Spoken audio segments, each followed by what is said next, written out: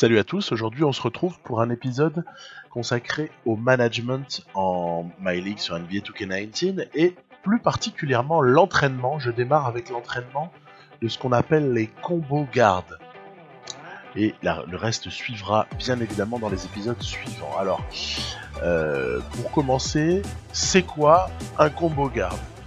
Dans la NBA actuelle, le poste 1, meneur de jeu, le poste 2, arrière, ont tendance, pas à se confondre, bien sûr, mais en tout cas, à se rapprocher pour finalement rentrer dans une catégorie qu'on appelle les combo guards. Il existe aussi évidemment une autre catégorie globale, l'ailier, le forward, et l'intérieur.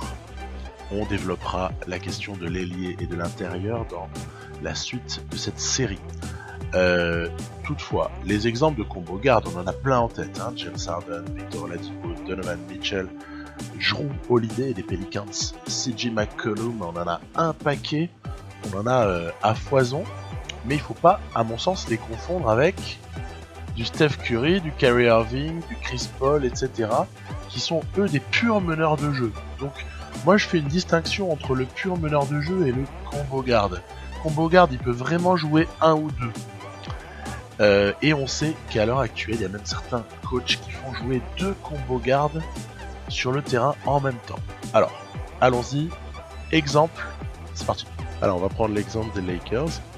Il y a donc une quinzaine de joueurs. Ceux que je vais considérer comme ayant besoin d'un entraînement de combo guard, ça va être Lonzo Ball, ça va être Rajon Rondo, ça va être KCP, ça va être Josh Hart, Lance Stephenson, et peut-être ce Mekalio qui peut être intéressant. En fait, c'est un joueur assez intéressant celui-là. Faut juste lui donner un peu de temps et le développer en défense. Idem pour Bonga. Après, pour le reste, on pourrait s'intéresser à Caruso éventuellement. Voilà. Donc, qu'est-ce que je vais faire?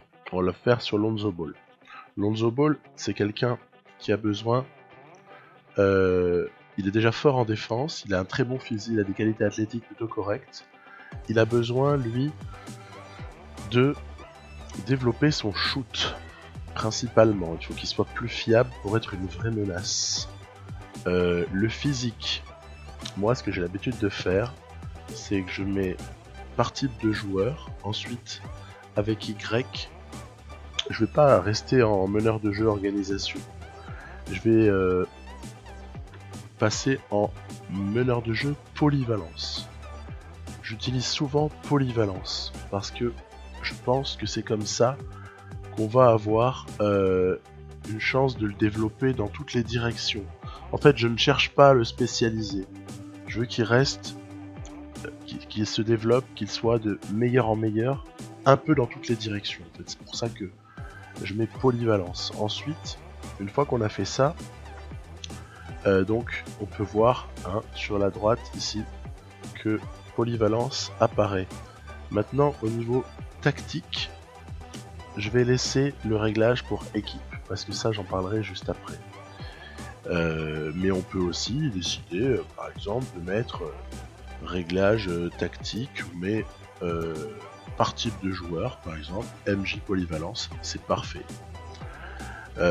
Ensuite, les fondamentaux, c'est là qu'il va y avoir le plus de boulot. On va cliquer et on va aller dans personnalisation. On peut descendre. Et alors moi, ce que j'ai l'habitude de faire, c'est de commencer par tout mettre à 3. Je mets tout à 3, sachant qu'en tout, il y a 100 points à distribuer. Ces 100 points, je vais les redistribuer dans un deuxième temps, après avoir tout mis à 3. Pourquoi est-ce que je mets tout à 3 ? C'est parce que je considère qu'il ne faut pas qu'on affaiblisse le joueur par un entraînement, ou en tout cas pas qu'on l'affaiblisse trop dans certaines catégories, par un entraînement personnalisé. Donc faut pas descendre en dessous d'un certain seuil de travail. Voilà, imaginons je mets 0 en rebond défensif, je pense que je fais une erreur. parce que en mettant 0 là, le mec va régresser au rebond défensif, et puis c'est pas du tout dans mon intérêt qu'il le fasse. En mettant 3 ou 3,5, le mec va se maintenir en fait. Et ainsi de suite, donc on met 3 partout. Alors c'est un peu fastidieux, mais l'avantage c'est qu'on le fait une fois, et après en général, on va pouvoir sauvegarder. Donc, voilà. Donc on voit sur la gauche, on voit entraînement alloué 60%. C'est normal. Il y a 20 lignes et chacune s'est vue attribuer 3 points. 20 x 3, 60. Il reste 40 points à distribuer. On a un truc qui est super important si on veut personnaliser à chaque fois l'entraînement, c'est la valeur entre parenthèses. La valeur entre parenthèses, elle nous dit par exemple que Lonzo Ball, sa note au lancer franc, c'est 52. C'est-à-dire que c'est excessivement faible. Etc. Donc par exemple, contestation de tir, 80, c'est plutôt pas mal. C'est même excellent pour un meneur, pour un combo garde. On attend vraiment ce type de choses. Lui, il a déjà son boulot qui est réalisé par rapport à la contestation. Donc, ce que je vais faire, c'est que je vais d'abord cibler. Alors, contrôle du ballon, 87. Bah, on peut lui mettre un effort à 4, parce que c'est quand même quelqu'un qui a besoin de contrôle de balle. Ensuite, le contre, c'est pas quelqu'un qui va avoir besoin de faire des contres en permanence, c'est pas un protecteur de raquette. Donc si je lui mets 3,5, ouais, c'est le bout du monde, j'ai pas besoin de plus. Après, on peut tout faire comme on veut. Hein. Protection du rebond, c'est important. La pose des écrans retard qui permet de prendre le rebond pour les grands, les costauds. Alors là, je serais tenté de mettre au moins 4. Ensuite, le double pas avec élan, bah, il a besoin, hein. Déjà qu'il n'est pas adroit à l'extérieur, si en plus il a des problèmes en pénétration parce qu'il rate ses lay-ups, et on l'a vu faire, hein. Donc là je vais aller déjà à 5 d'office. Après les mains, en gros c'est le handle, hein. C'est la maîtrise du ballon, c'est la qualité des passes aussi, hein. C'est en gros, est-ce que le mec va avoir du déchet ou pas?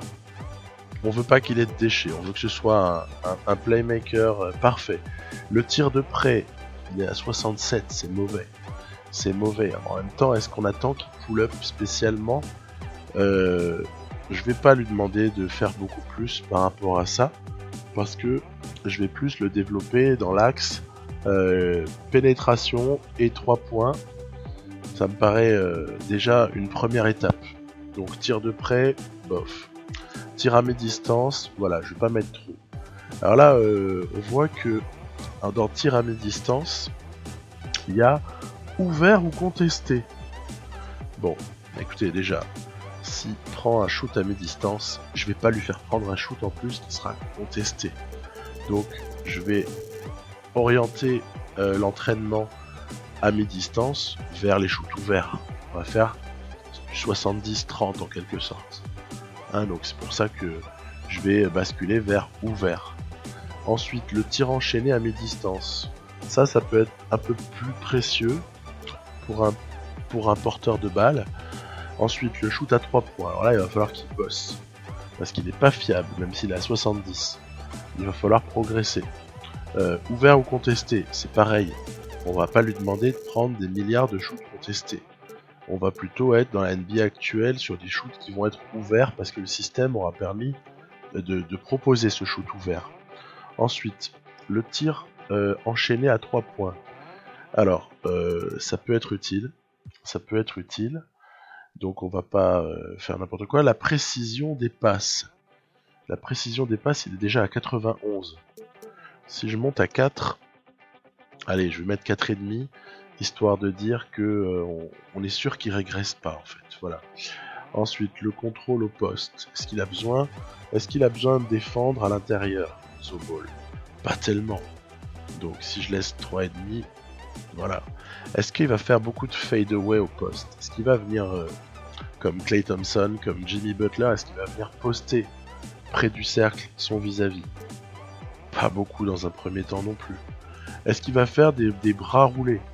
Bah honnêtement, allez, je laisse à 3,5, c'est déjà voilà. Ensuite, au rebond défensif, est-ce qu'on veut qu'il soit bon? Oui, très clairement.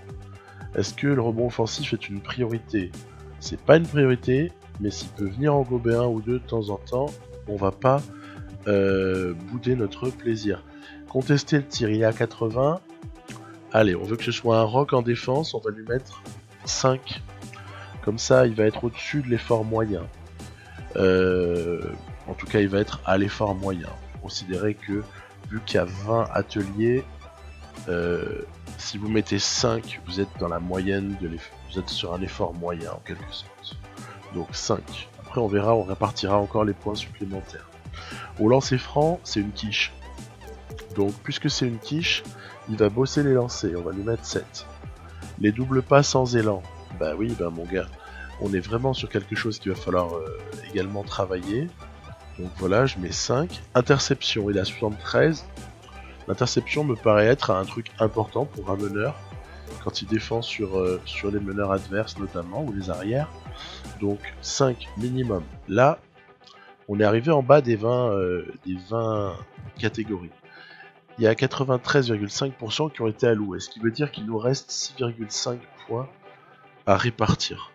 Alors là, du coup, on peut reprendre et charger ce qui nous paraît prioritaire. Alors par exemple, on va se dire, tiens, j'ai envie qu'il ait un meilleur contrôle du ballon, parce que ça me paraît important. J'ai envie qu'il protège un peu mieux. Je veux qu'il soit un peu meilleur en drive. Allez, on va lui mettre 6. Bon, ensuite, on va peut-être décider, tir à mi-distance, tir enchaîné. De toute façon, voilà, ce que je propose, c'est un exemple. Hein. Je n'ai pas dit que c'est le truc à faire. Chacun, après, voilà, va pouvoir moduler la manière dont il voit les choses.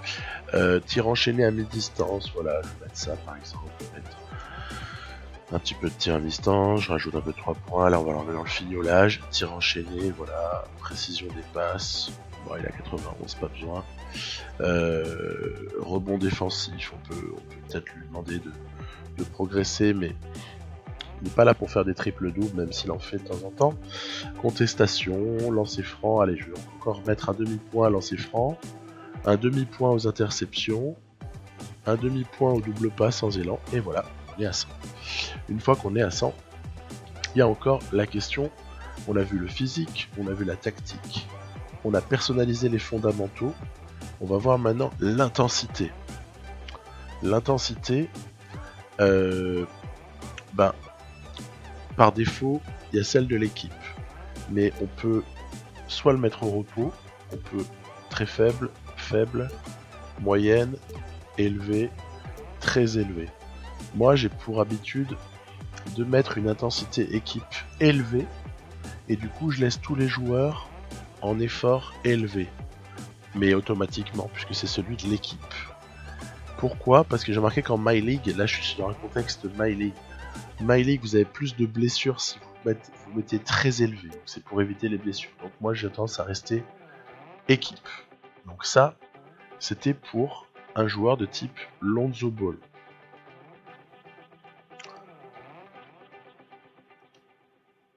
Ensuite, si maintenant on est content de ce qu'on a fait, ça nous paraît bien, on a envie de le garder, on veut sauvegarder les réglages, il ne faut pas se gêner pour le faire. Voilà. Combo garde. Lonzo par exemple, pour se souvenir de ce qu'on a fait. Voilà. Sauvegarder et partager, comme ça voilà, on verra bien. Voilà, terminé. Donc, l'avantage si on a fait ça, c'est que si on se déplace, ailleurs, par exemple, puisque je suis là dans une partie où j'ai deux équipes que je contrôle, si on va du côté des Celtics, on va avoir par exemple un Marcus Smart qui pourrait éventuellement recevoir le même entraînement. Charger réglage, combo garde Lonzo, moi je le prends en local, mais on peut aussi le télécharger, il y a plein de gens qui ont fabriqué un tas de choses, sûrement excellentes d'ailleurs. Hein. Combo garde Lonzo, hop, on charge, et voilà, le mec il a automatiquement tout ce que j'ai fait a été transféré. À une exception, c'est que ici, c'est selon le type de joueur. Oui, selon le type de joueur, Marcus Smart il est répertorié comme arrière, donc ça il faut aller le changer.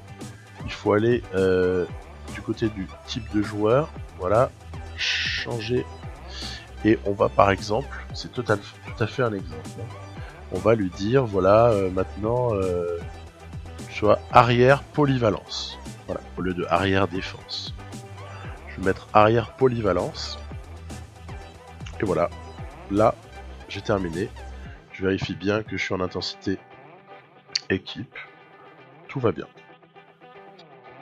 Et donc tout ça est modulable évidemment suivant les objectifs qu'on a. Hein. Si on sait faire pour un combo guard, on sait adapter pour un point guard, pour un Steph Curry par exemple, pour quelqu'un en tout cas dont on veut qu'il se mette à lui ressembler. Alors j'ai sélectionné quelques petits exemples de progression suivant ce type d'entraînement vraiment. Hein. Shai Gilgeous-Alexander, plutôt pas mal. On peut voir que les objectifs sont atteints, à savoir la défense, le 3 points, une certaine progression à la note d'attaque intérieure, en organisation, après, en physique, etc. Ça se fait automatiquement, le QI également. Mais moi, ce que je pointe vraiment du doigt, c'est la défense extérieure et le 3 points, parce que c'est vraiment essentiel, quoi. Justice Winslow, même topo. Pourtant, c'est pas un meneur, c'est pas un arrière, donc on peut quand même lui faire cet entraînement-là, parce que de toute façon, c'est quand même quelqu'un qui est un petit peu à part. Frank Ntilikina, autre exemple pour lequel ça a marché, mais en fait, ça marche quel que soit le joueur que vous sélectionnez. C'est sûr, il faut pas qu'il ait 32 ans. Hein. S'il a 32 ans, il aura du mal à progresser. On parle tout de même de joueurs qui sont jeunes, hein, c'est une évidence. Mais donc voilà, ce type d'entraînement va conduire à ce profil de joueur. Vous pouvez le faire, moi je le fais aussi avec Chris Dunn, je l'adapte à n'importe qui peut avoir comme ça ce profil, ou en tout cas dont j'ai envie qu'il ait ce profil. Je prends un autre exemple totalement, vous voyez, pour prendre un type qui est pas connu, le petit Aaron Holiday, là, le troisième frère Holiday, qui est rookie là actuellement aux Indiana Pacers. Bah lui, c'est un combo guard en puissance et qui peut monter super haut, notamment avec un type d'entraînement de ce genre-là. Alors je prétends pas que mon entraînement est le meilleur, vous en trouverez peut-être des plus adaptés. Je crois qu'en fait, chacun va se trouver son entraînement qui lui plaît. Mais là, c'était vraiment une vidéo qui avait pour but de montrer le principe, comment faire exactement. Et on va se retrouver bientôt pour la suite de cette série. Je vais évoquer la question des ailiers. Je vais évoquer aussi la question ensuite des intérieurs. On verra qu'il y a des petites modulations suivant ce qu'on veut pour eux. Je vous dis à très très bientôt. Bye bye.